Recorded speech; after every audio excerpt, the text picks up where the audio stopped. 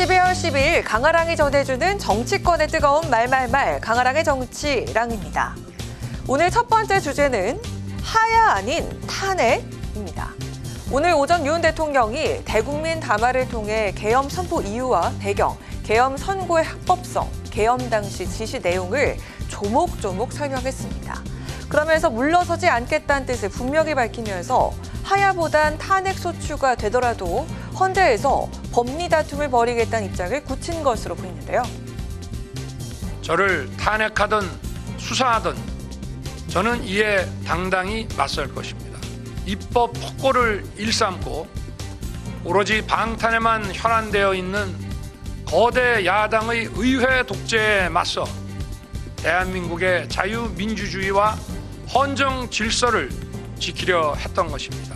그 길밖에 없다고 판단해서 내린 대통령의 헌법적 결단이자 통치 행위가 어떻게 내란이 될 수 있습니까? 저는 마지막 순간까지 국민 여러분과 함께 싸우겠습니다. 이처럼 야당의 입법 폭거를 막기 위해 계엄을 선포했기 때문에 법적 문제가 없다는 입장인 만큼 헌재 심판을 통해 반전의 계기를 마련해 보겠다는 뜻으로도 해석되고 있는 겁니다. 그 내용은 지금의 상황을 반성하는 것이 아니라 지금의 상황을 합리화하고 사실상 내란을 자백하는 취지의 내용이었습니다.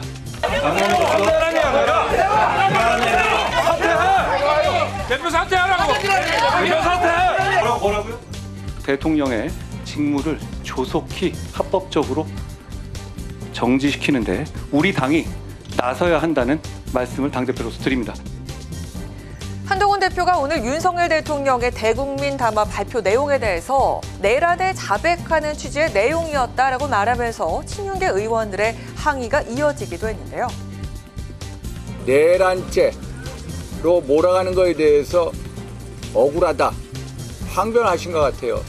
그런데 당 대표께서는 그냥 이것은 내란죄다, 단정하고 출당하고 제명하고 탄핵하겠다. 적어도 정치의 기본은 의리고 신입니다.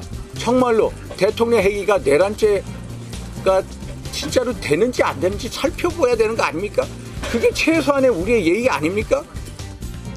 윤 대통령이 당에서 제안한 내년 2, 3월 조기 하야 대신에 탄핵 소추를 당하더라도 법적 대응 쪽을 택한 가장 큰 배경 중에 하나가 내란 혐의에 대한 강한 거부감 때문인 것으로 전해지고 있는데요.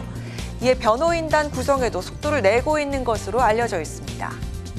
모레 14일 탄핵안이 통과되더라도 대통령직 업무는 정지되지만 직위는 헌재 판결 전까지 유지가 됩니다.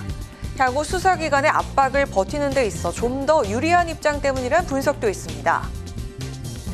통치 행위론도 어불형설이지만 통치 행위냐 아니냐, 내란이냐 아니냐를 떠나 계엄 발동 자체의 위헌 위법성이 이견의 여지 없이 명백하여 탄핵 후 헌재에서 다른 결론이 나오리라 생각하는 국민은 없을 것입니다.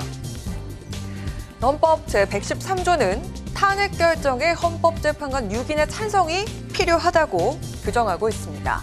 9명의 헌법재판관으로 구성된 헌법재판소는 현재 국회 선출 몫의 3명이 공석인 상황으로 현재 6인 체제로 탄핵 결정이 내려진다면 전원이 만장일치로 찬성을 해야 하는 건데요.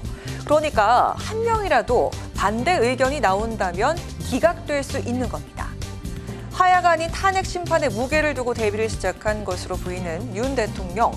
모레 탄핵안 가부에 따라 본격적인 법리 다툼과 함께 정치적 혼란 또한 더해질 것으로 보입니다. 이어서 오늘 두 번째 주제는 조기 대선의 변수입니다. 오늘 국민의힘 법률자문위원장 주진우 의원이 입장문을 내고 공직선거법 위반 혐의 사건 1심에서 피선거권 박탈형을 선고받은 이재명 대표가 항소심 재판을 고의로 지연하고 있다고 비판했습니다. 앞서 이 대표는 지난달 15일 선거법 재판 1심에서 징역 1년에 집행유예 2년이라는 피선거권 박탈형이 나온 바가 있습니다. 선거법 처리 규정인 이른바 633 원칙을 적용한다면 내년 5월쯤에는 대법원 확정 판결이 나올 수 있습니다.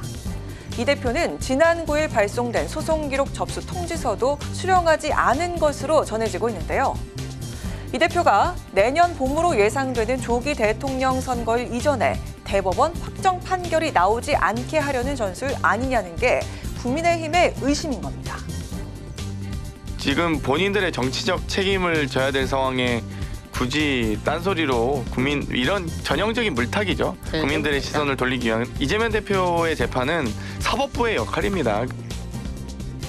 마침 오늘 조국혁신당 조국 대표의 대법원 선고가 결정되면서 야당 대표들의 사법 리스크가 다시금 화두에 오른 분위기인데요. 앞서 국민의힘 박정훈 의원은 이처럼 이재명 대표의 향후 정치 보복을 우려하면서 보수의 위기감을 드러내기도 했습니다. 모 눈에는 뭐만 보인다고 국회의원들 끌어내갖고 헌법의 기능을 갖다가 중단시키려고 했던 대통령인데 이게 누가 누구에게 할 소리는 아닌 것 같아요. 지금 지난 대선 이후 엄청나게 저는 정치보복적 수사를 당해왔는데 본인이 그러나 그건 자기 운명이라고 생각하고 이 고리를 본인이 끊지 않으면 대한민국에 미래 없다는 생각을 확실히 갖고 있거든요. 초유의 계엄 사태와 탄핵 정국 속에서 사법 리스크에 놓인 거야의 당대표 상황까지 벌써부터 정치 보복에 대한 우려마저 거론되고 있는 상황입니다. 조기 대선이 치러진다면 무엇보다 이 대표의 피선거권 문제가 주요 변수가 될 수 있는 만큼 향후 재판 처리 과정에 이목이 집중됩니다. 지금까지 강하락의 정치랑이었습니다.